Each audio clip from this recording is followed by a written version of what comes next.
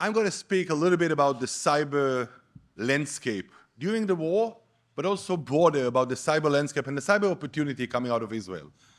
So first, let's start with talking about cyber. Many believes that cyber attackers are those nice geeks that they saw in Hollywood movies. Like the smart kids, 16 years old, with pimples, attacking with their wisdom. That's not a story of cybersecurity, no. The story of cybersecurity for the last few years was the story of organized crime and nation-state attackers. Very different than the story we imagined. If cybersecurity started primarily as targeted attacks to organizations or insiders attacking their own organization, cybersecurity of the last 5 or 6 years is actually a chaotic landscape. It's countries armed with cybersecurity for corporate espionage or for intelligence gathering, spying over private entities. It's attacks of organized crime, primarily launched from Russia, former Russia states, that actually extort companies with ransomware attacks, utilizing cryptocurrency and the darknet in order to get their extortion fee and also to distribute the materials that they are stealing. So it's a very different landscape. Attacks are now on infrastructure, on banks, hospitals, most targeted, services companies, and we see more and more companies under attack. But what's more surprising, if we used to think of cybersecurity primarily as prevention, currently we understand cybersecurity is primarily about response. Why it's about response? Because it's no longer the case that only few companies would be under attack. Currently, the common kind of like wisdom is that if you were not attacked yet, you'll be attacked. Every corporate, it's not a question of when, if, it's a question of when. And when we see such a volume of attacks, it's about how you respond. Now I want to tell you a little bit about the response and the story of Israel during the war. What we have seen when the war started is just as the timeline of the war progresses, is how the timeline of attack progresses against Israel. You know who was under attack? Everybody. Critical infrastructure, water companies, the electricity company in Israel, even the navigation systems in Israel, the hospitals, the sewage system in Israel. All financial institutions were under attack, factories, manufacturing, everybody were under attack. And what we have seen actually during the war is that the attacker are much more targeted and much more sophisticated the way they utilize cybersecurity in their operation. They're no longer just doing the attacks we used to see of what we call defacement, changing the way that a website would look, assuming it would create some level of humiliation or some kind of, stealing some data in order to humiliate those who actually their data being exposed. We've actually seen very sophisticated, well-taught, well-organized cyber attacks against Israel. They were targeting the telecom systems, wiping actually servers with information in which companies were actually basing their e-commerce or their online operations. They were targeting hospitals. Once we had our soldiers being evacuated to hospitals sometimes, they were targeting the hospital at the time that we were actually taking care of our wounded soldiers. They were targeting the emergency services in Israel by taking down the telecommunication necessary lines. They were taking down actually manufacturing, logistics companies, and the attacks waved from different types of attacks. What was very interesting in this line of attacks, by the way, not all of them launched by Palestinians. Most of them launched actually by pro-Palestinian organizations, like Iranian organizations, sometimes even Russian organizations, all supporting the attack against Israel. So what we have seen is not only that it's state actors that actually attack us, it's also many attacks against the supply chain. What does it mean? They were attacking third parties, which were crucial for the economy. Assume that you attack a logistics company, shipping company, telecommunication company, or even just hosting company. you're actually attacking all the parties that rely on this third party. And they were doing a lot of actually attacks that were motivating in humiliating Israel, showing our weakness sometimes in cybersecurity. And what we have seen attack types, just to name few, we saw a lot of ransomware attacks, actually, a lot of wiping data, information stealing, espionage, a lot of denial of service attack, meaning taking down operations, sometimes critical operations, by bombarding them with traffic. We've seen a lot of defacement of websites, compromising emails.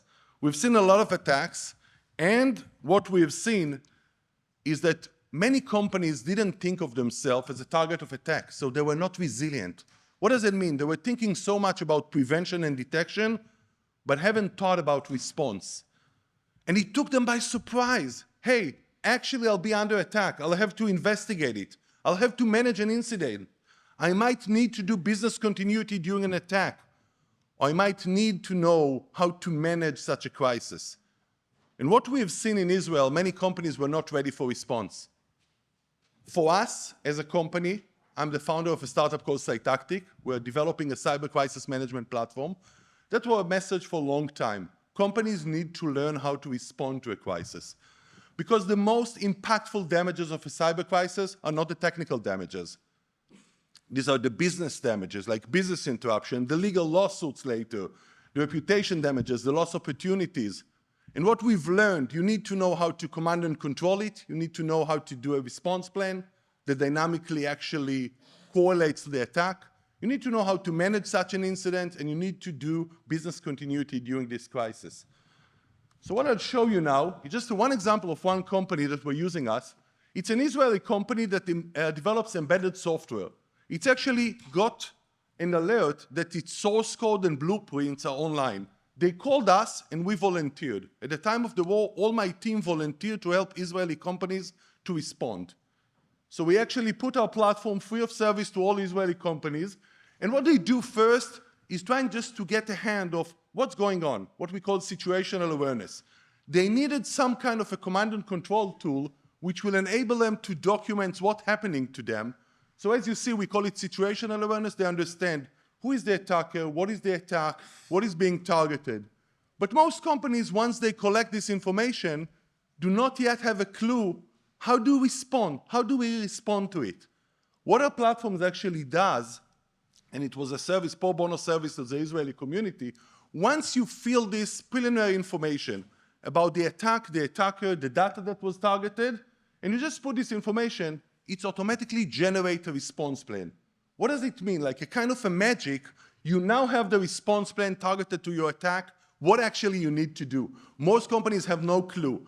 But here, for example, it's an automated response plan, and the first course of action saying, assess your risk.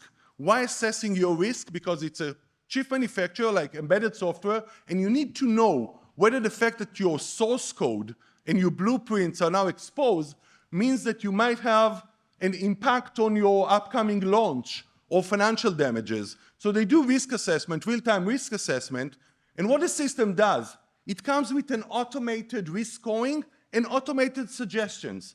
Here, for example, the system came up automatically with the idea, go and do code check.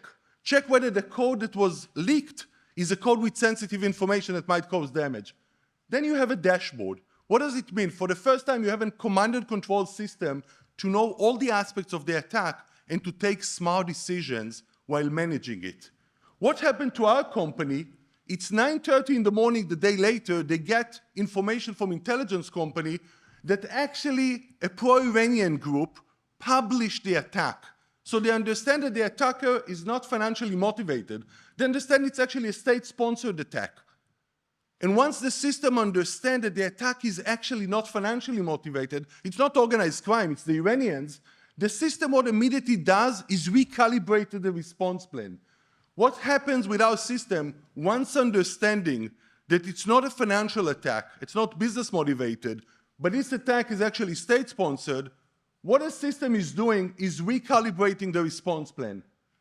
And the new response plan actually understands that it's a question now for you to do whether you negotiate with the attacker.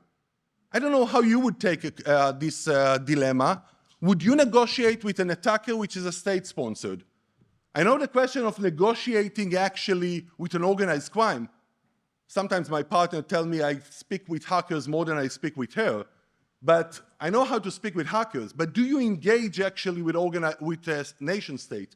And here we have decision support tool. It's the expertise you need, actually proprietary tool that lead you through this decision. And there's an algorithm deciding whether in these circumstances of the attack, it would make sense to negotiate with the attacker.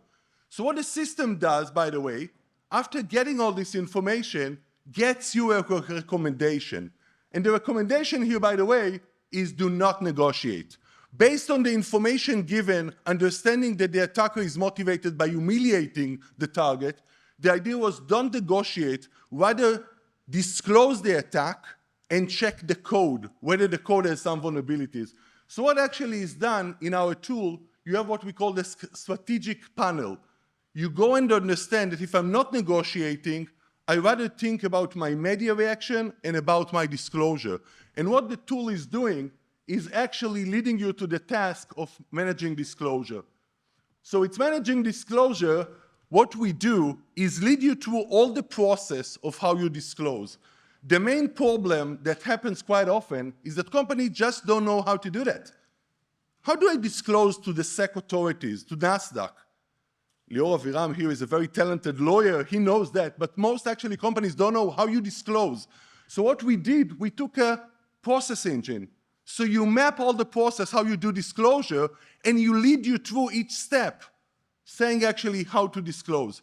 Just to wrap up this story, our company decided to disclose the story, so they disclosed for their investors.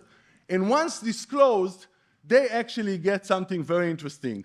Based on the response plan that the system generated for them and the code review, the forensic team that checked the code come back and say, actually, good news. The code that was leaked does not include any hidden secrets or sensitive information. So you disclose the activity, that's great, but there's no great damage. And actually, the system, once realizing that the code that was disclosed is not of a type that creates damage, recalibrate the incident risk and recalibrate the strategy and actually tell you incident contained. That's the last story I wanted to tell, but we were dealing actually with hundreds of attacks, and in short time. There's a shortage of experts, there's a shortage of service companies. We cannot actually believe that cyber attacks will be dealt primarily by service providers, which are humans with paper playbooks. We understand that technology, and our technology powered by AI, would actually come to your service. So we were so honored to have the opportunity to help the Israeli industry at the time of war in confronting the cyber front. Thank you very much for listening to me.